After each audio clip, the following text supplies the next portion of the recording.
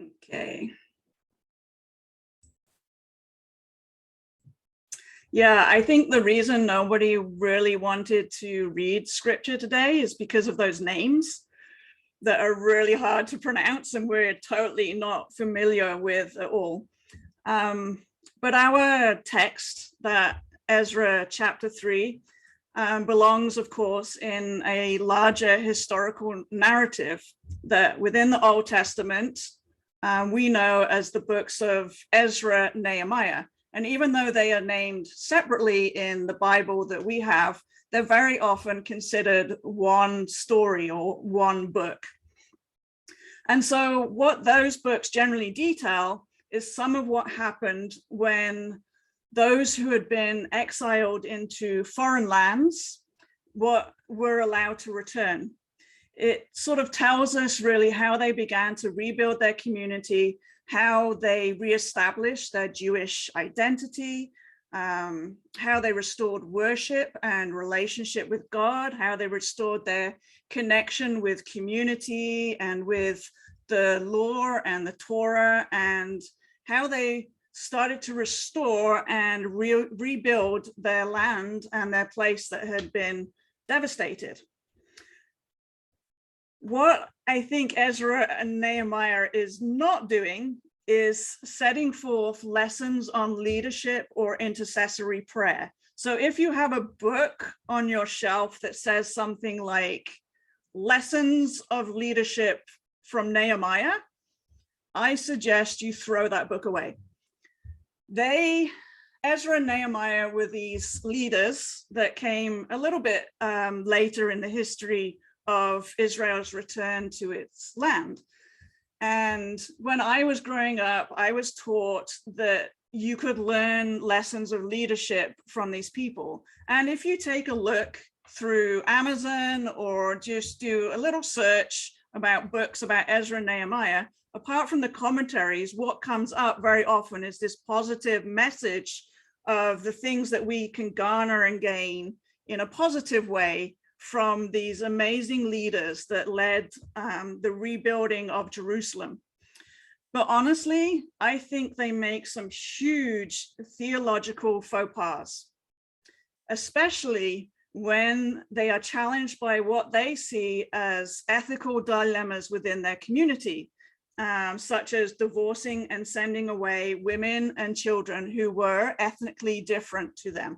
And I am so glad that coming up in a few weeks, somebody is going to touch on that topic. Because when I was reading Ezra, I was just thinking, what on earth are they doing? Like, oh, seriously, do they not understand what the scripture, what the Old Testament is telling them, what God has been saying about embracing everyone? Anyway, that is my little offshoot of what we're covering here today. What I want to say at this point is this is actually less of a sermon and more of a narrative. And I wanted to do things a little bit different because I knew that Refugee Sunday was coming up. And there's sort of similarities between the journey of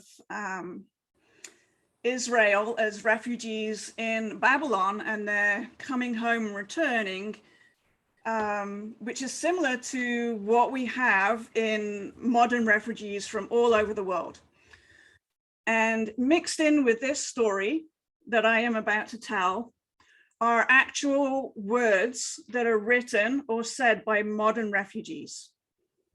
And I'm not necessarily going to, as I go through, distinguish between who's saying what, but I think you will pick up on some of the stuff.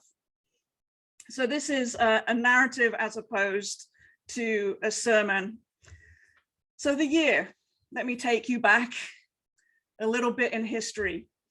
The year is 539 BC. You're in the grand city of Babylon.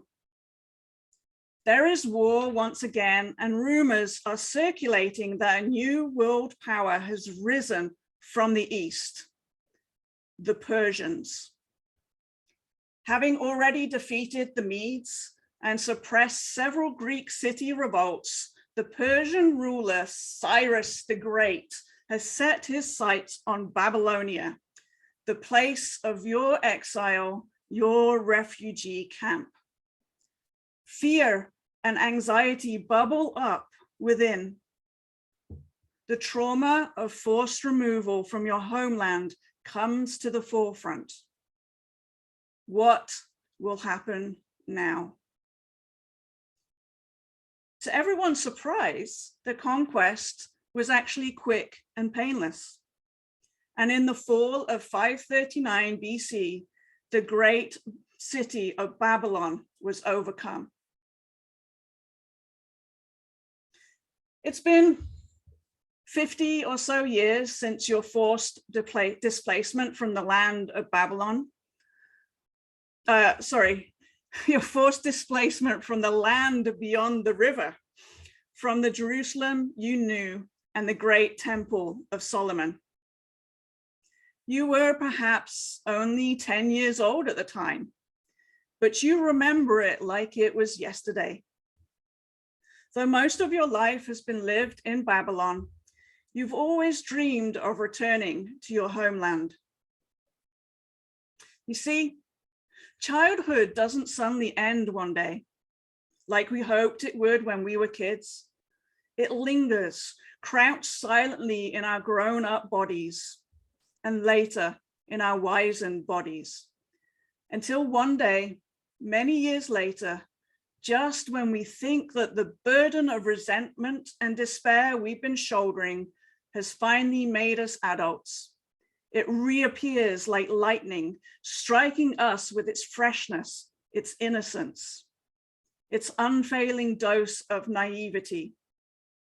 And above all, with the certainty that this is really the last glimpse of it we'll get. We didn't think it would be like that when we were young.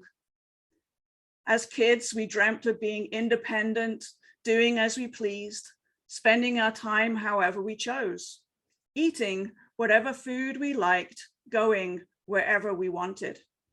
Childhood felt like a waiting room, a transitory phase between birth and the life we wanted. One of your neighbors gave birth not long after arriving in Babylon. The parents have since passed, but they would tell the child stories of our people and a land they belong to, but can't even imagine how it looks, smells, or feels. How can a child build an identity? How can they develop a sense of belonging? Babylon is not their true home, but it is all they have known, trapped in this open prison, a refugee child. Over the years, tents have given way to sturdy shacks. Dusty tracks have been paved, acquiring names, and a generation has been born to parents who fear their children will never see home. Your dream was always to go back to Jerusalem, to raise your children and your children's children there, to live in the land of your ancestors, for your children to live in the land of goodness.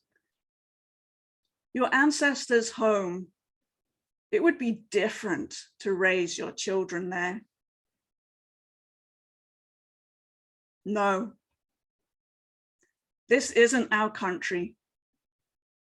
Our home is Jerusalem. And when these children are older, we'll tell them. But I hope that they'll grow up in Jerusalem. You see, exile is a strangely compelling to think about, but terrible to experience. It is the unhealable rift forced between a human being and a native place, between the self and its true home. Its essential sadness can never be surmounted. And while it is true that literature and history contain heroic, romantic, glorious, even triumphant episodes in an exile's life, those are no more than efforts meant to overcome the crippling sorrow of estrangement. The achievements of exile are permanently undermined by the loss of something left behind forever. Not long after Babylon fell to Persia, you heard King Cyrus was allowing all refugees to return to their homeland. You feel a sudden sharp pang in the depth of your belly. You remember. You remember the words of the prophet Jeremiah. I will heal my people's wounds, give them prosperity and true peace. Surely this can't be, is it? No, I will restore the fortunes of Judah and Israel. I will bring them back from captivity and will rebuild them as they were before. You find yourself on your knees in the dusty streets, tears flowing. The desolate land, the empty streets. There will be heard once more the sounds of joy and laughter, the sounds of thanksgiving and burnt offerings. Is it true? Is it really happening? In the distance, you hear a cacophony of voices. As you walk closer to the crowd, you hear one voice above them all. I am Cyrus, king of the world, great king, legitimate king, king of Babyloni. A decree is being read. King of the four rims of the earth. When I entered Babyloni as a friend, and when I established the seat of the government in the palace of the ruler under jubilation and rejoicing, Marduk, the great lord, induced the magnanimous inhabitants of Babyloni to love me. You swallow hard, almost choking. As to the regions from as far as Asura and Susa, Acadia and the region of the Gutians, as well as the land beyond the river. Shh. Someone exclaims loudly, shh. I return these sacred cities, the sanctuaries of which have been ruins for a long time, the images which used to live therein, and establish for them permanent sanctuaries. I gather all their former inhabitants and return them to the habitations. It is true. It is happening. God is moving. We can return home. A refugee return convoy was soon created, led by a young Zerubbabel. His name means seed of Babylon. He was born a refugee, but his grandfather was our second to last king of Judah and a descendant of the Davidic line. But not everyone signed up to return. It was to be an arduous 4-month journey. Some were too elderly to survive the trek back west to the land beyond the river. Others chose to remain in Babylon, having known nothing else as their home. In all, 43,000 refugees made it back to our homeland and our Jerusalem.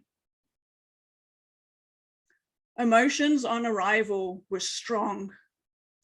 After the anxiety of crossing through foreign lands, there was a kind of euphoria amongst us all.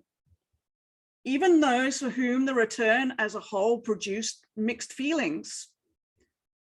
For some, the encounter with reality still carried an element of imagination as they described the arrival as unreal or surreal. We were all aware that political, economic, and social changes had taken place during our absence. But firsthand experience of these changes were felt with some surprise. Upon arrival, many remarked on the visible changes in the neighborhoods, many now populated by rural people, of whom some seemed to disapprove. Some were shocked to see the visible evidence of economic and political devastation as a result of upheaval. The journey of coming home felt like a meeting of past and present, of imaginations about your land, your home built up over years of exile, and the reality of the present. There is a complexity of feelings exemplified. For many of the younger generation, those born in the land of exile, this coming home was like an adventure, starting afresh, a chance to reestablish the physical, cultural, social, and political identity of the Jewish people. They didn't have the emotional weight of trauma. The trauma caused by forced removal, of being dispossessed of land and property, of losing everything, exiled as a refugee to a foreign land. They hadn't known the devastation we experienced. The picture held in our imagination, in our memories, was shattered by the experience of this return, which involved a great deal of pain and disappointment. Before we even left on our return journey, the anticipation of seeing our Jerusalem invoked vivid memories of childhood. The moment of leaving the country and people. Life in exile was not living, but survival, awaiting to return to live in Judah and begin our real life once more.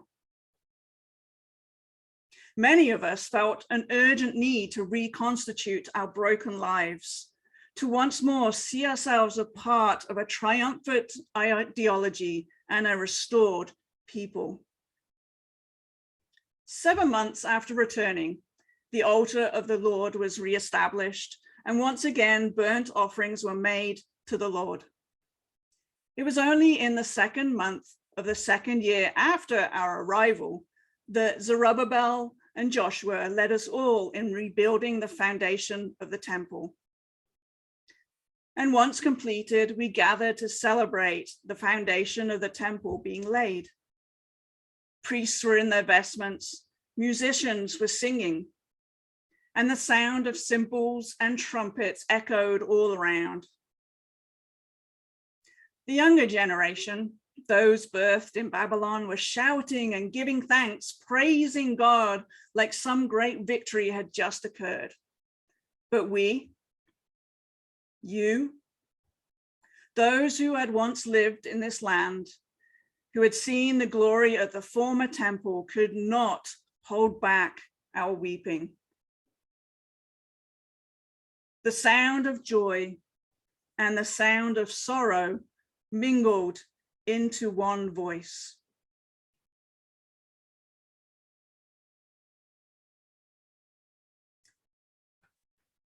Then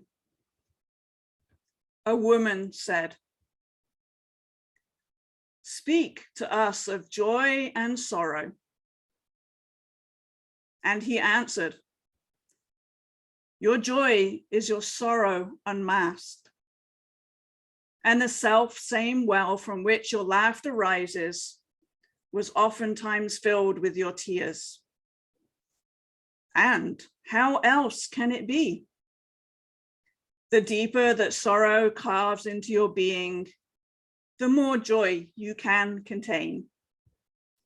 Is not the cup that holds your wine the very cup that was burned in the potter's oven? And is not the lute that soothes your spirit the very wood that was hollowed with knives?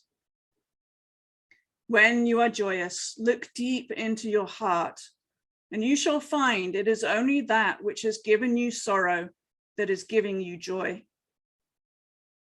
When you are sorrowful, look again in your heart, and you shall see that in truth you are weeping for that which has been your delight, Some of you say, joy is greater than sorrow. And others say, nay, sorrow is the greater. But I say unto you, they are inseparable. Together they come, and when one sits alone with you at your board, remember that the other is asleep upon your bed. Verily, you are suspended like scales between your sorrow and your joy. Only when you are empty are you at standstill and balanced. When the treasure keeper lifts you to weigh his gold and his silver, needs must your joy or your sorrow rise or fall. And for those of you that are poetic may know that that last little bit there, that poem, is from a larger work called The Prophet by Khalil Gibran, a Lebanese American author and artist who lived from 1883 to 1931.